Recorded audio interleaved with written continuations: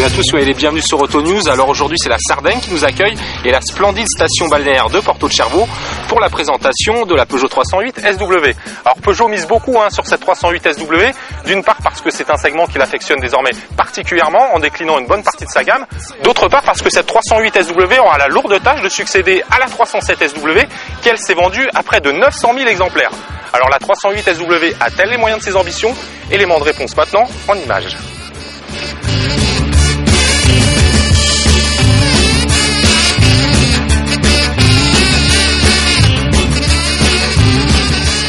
Le talent de Peugeot est peut-être là, passer d'une berline à un SW tout en douceur, sans avoir l'air d'y toucher.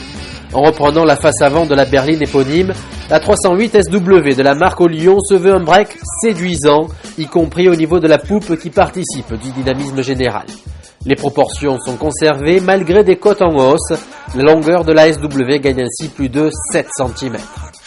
Apparu sur la 307 SW, le toit panoramique a lui aussi été conservé et même étendu, il gagne 27%. L'intérieur est identique à celui de la berline, du travail propre, hormis les plastiques médiocres de la colonne de direction. Les occupants sont bien traités, l'habitacle est spacieux et lumineux, les sièges sont généreusement coulissants et inclinables. Chaque siège peut s'enlever ou être mis en portefeuille. Il libère ainsi jusqu'à 2149 litres et une troisième rangée offre de sièges d'appoint quand même, pour un petit bout de chemin. À faible allure, sur les routes sardes, la 308 à rallonge s'est parfois montrée patonne. En cause, son poids, 1,8 tonne, soit 300 kg de plus que la berline. Le bloc 1,6 litre HDI de 110 chevaux que nous avons essayé nous est apparu ainsi poussif sur les premiers rapports. Ce moteur devrait représenter la majorité des ventes en France. Pas vraiment sportive donc la 308 SW, mais confortable et frugale. En outre, 3 de ces versions donnent droit à un bonus à l'achat. Vendu à partir du 15 mai, les tarifs de la Peugeot 308 SW font bonne figure. Le prix d'attaque est de 18 050 €, de quoi s'attaquer sans complexe à la Mégane Renault Estate.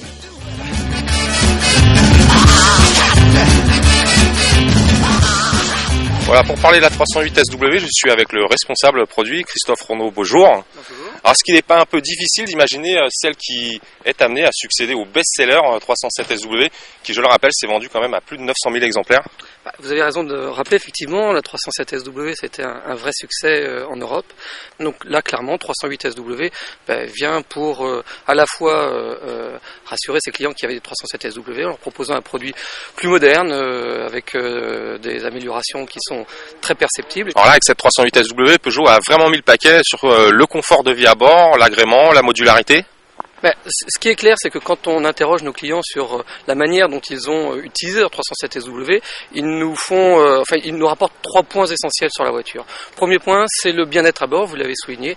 Donc c'est clairement tout ce qui va être lié à l'habitabilité, l'espace, et puis évidemment la luminosité. La luminosité qui sur ce modèle a été largement amplifiée, puisqu'on avait un toit en verre d'une taille tout à fait intéressante sur 307 SW. Là sur 308 SW, il augmente de 27%. Donc c'est vraiment un apport supplémentaire de luminosité et puis d'habitabilité, alors subjective et objective, qui reste tout à fait dans les meilleurs de sa catégorie. Et une modularité encore accrue. Alors une modularité accrue parce que c'est le deuxième pilier essentiel pour les clients, c'est-à-dire que ça fait partie de leurs axes d'achat, de la raison pour laquelle ils ont acheté le véhicule. Là avec 308 SW, on prolonge, on va encore plus loin puisque notamment nous avons 3 sièges de rang 2 identiques. Ces rangs 2 viennent se placer également en rang 3 sans avoir à réfléchir droite-gauche, donc vous prenez n'importe quel siège. Dernier élément de confort très important, c'est celui de la sonorité, en tout cas de l'acoustique. Et là on a travaillé sur toutes les parties, remontée coffre, remontée moteur. Donc vraiment aujourd'hui on estime avoir un véhicule qui est tout à fait dans les meilleurs de ce segment, quoi. On trouvera également dans cette gamme 308 SW une version sportive développant 175 chevaux, le 1,6 litre THP. Alors c'est quoi? C'est pour les pères de famille sportifs? Vous avez raison de le souligner, c'est-à-dire que quand on regarde notre clientèle, il y a une chose qu'elle n'aime pas, c'est être catégorisée. Alors elle n'aime pas être catégorisée monospace, elle n'aime pas être catégorisée break. Donc il faut qu'elle trouve, à travers ce véhicule, tout ce qu'elle recherche sans faire de compromis.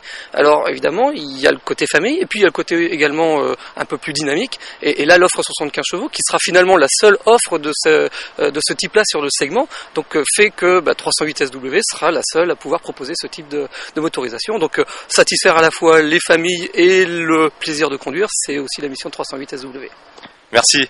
Voilà, vous venez de l'entendre, cette motorisation 1,6 litre 175 chevaux THP sera sur cette 308 SW. Ce que je vous propose moi maintenant, c'est de la découvrir sur la 308 berline.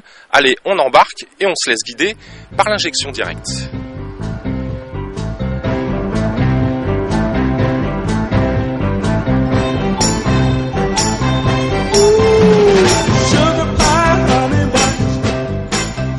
La Peugeot 308 a maintenant droit à sa variante sportive avec, sous le capot, un moteur 1,6 litre THP de 175 chevaux, un bloc turbo-compressé à injection directe développé avec BMW. Du côté du style, les différences sont légères mais caractéristiques avec la 308 classique. La THP 175 se distingue par un bouclier avant plus agressif, un discret becquet à l'arrière et des jantes de 17 pouces. À l'intérieur, ça fleure bon le cuir et le maintien des sièges invite à mettre les casses. Allez, au moment même où nous filmions cet essai, on laisse passer le convoi du président russe Vladimir Poutine en visite en Sardaigne, chez le nouveau chef du gouvernement italien Silvio Berlusconi, et on retrouve Laurent dans la Félie. Alors là, on se trouve à bord de la Peugeot 308 berline cette fois, équipée du moteur à injection directe THP 1,6 litre développant 175 chevaux, ce même moteur qui équipe déjà la 207 RC et qui est le fruit de la collaboration entre Peugeot et BMW. Alors même si ce moteur fait pas de la 308 une sportive extrême pure et dure, franchement, ça envoie vraiment pas mal. En effet, la 308 THP 175 s'est lancée sur les routes de la Côte d'Emeraude Sarde avec gourmandise. Ferme, juste ce qu'il faut, le confort du châssis sécurise le conducteur qui veut le mettre à l'épreuve.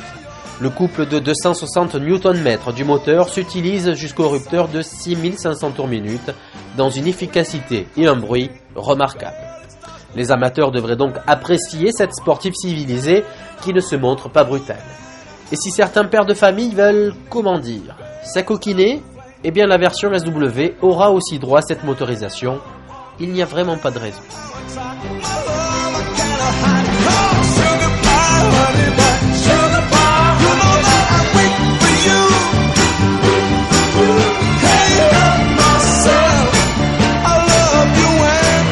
Voilà, c'est la fin de nos reportages consacrés à la Peugeot 308 SW, mais également à cette 308 1,6 litre THP 175. Avant de vous quitter, j'aimerais vous rappeler les rendez-vous importants que vous pourrez trouver sur autonews.fr dans les prochaines semaines.